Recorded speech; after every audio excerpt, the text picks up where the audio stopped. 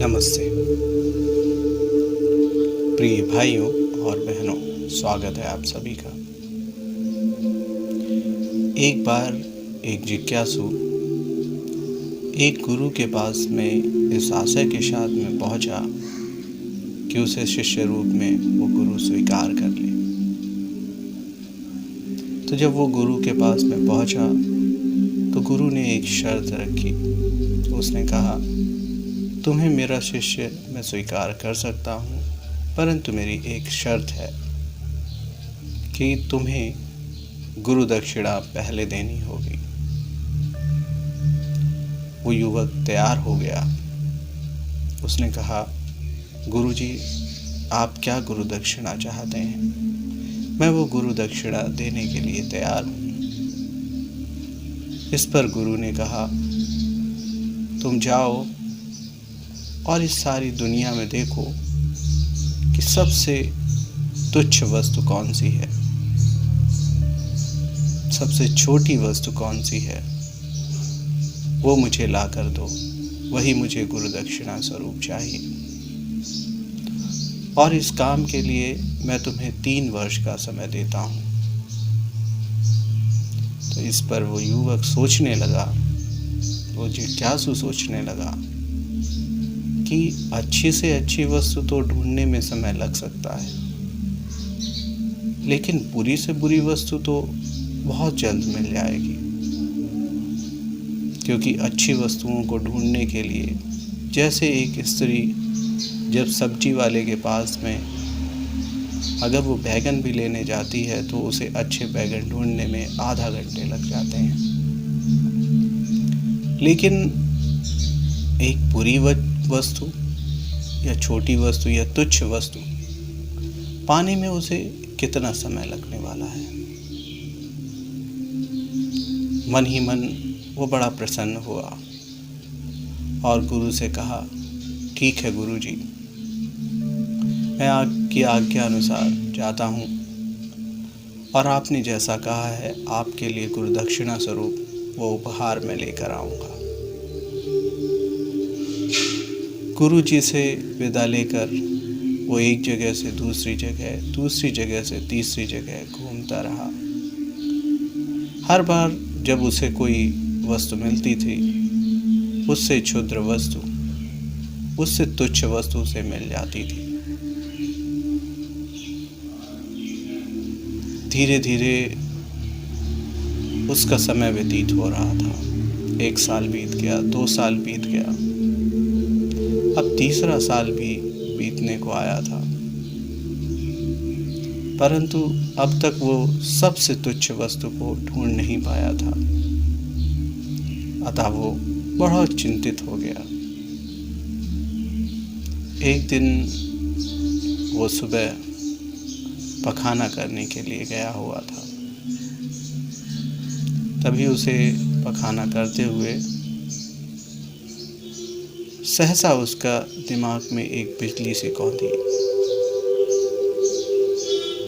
और उसने सोचा कि उसका ज्ञानोदय हो गया और उसने सबसे तुच्छ वस्तु पा ली।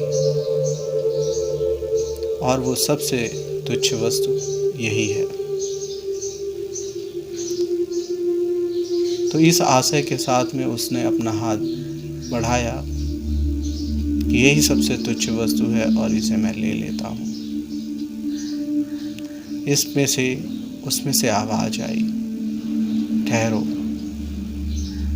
ये तुम क्या कर रहे हो? इसका तुम क्या करोगे?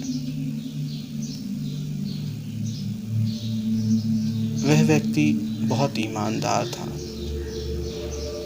सच्चा था। तो उसने सच सच कहा कि दरअसल वो पिछले 3 वर्षों से सबसे तुच्छ वस्तु को ढूंढ रहा था,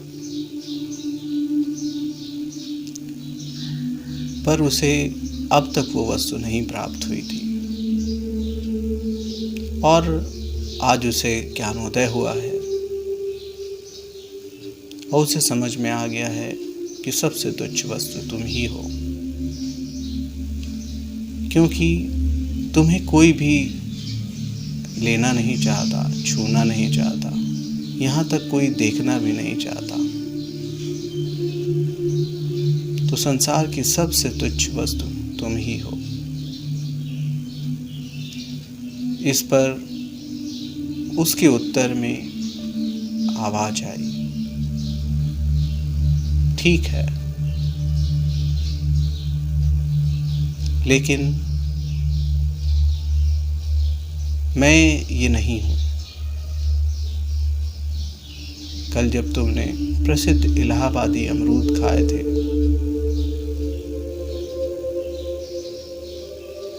तब वो क्या था? वो मैं ही थी। जब तुमने जलेबियां खाई थी, वो मैं ही थी।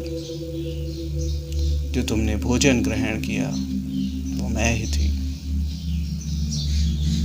जब तुम चीजों को बड़े चाव से खा रहे थे, हर वो चीज मैं ही थी। तुमने मुझे ग्रहण किया, इसके बाद से मेरी ये हालत हो गई कि मुझे कोई छूना भी नहीं चाहता, कोई देखना भी नहीं चाहता। तो हे भले मानुस,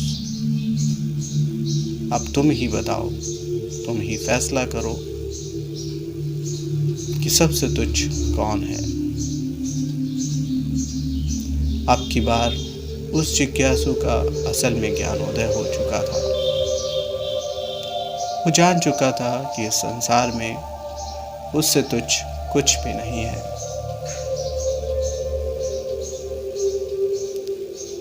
और अब वो बड़ी प्रसन्नता के साथ में, क्योंकि समय व्यतीत हो चुका था, वो गुरु के पास में पहुंचता है और अपने आप को प्रस्तुत कर देता है। उसे सामने खड़ा पाकर गुरु उन्हें पहचान लेते हैं और उनसे कहते हैं, वत्स, तुम वही हो ना जो 3 साल पहले आए थे? वो जिज्ञासु कहता है, हाँ गुरुजी, मैं वही हूँ।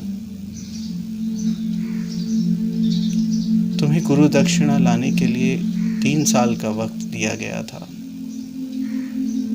वो कहता है, जी गुरुजी, और आज उस चीज़ का आखिरी दिन है।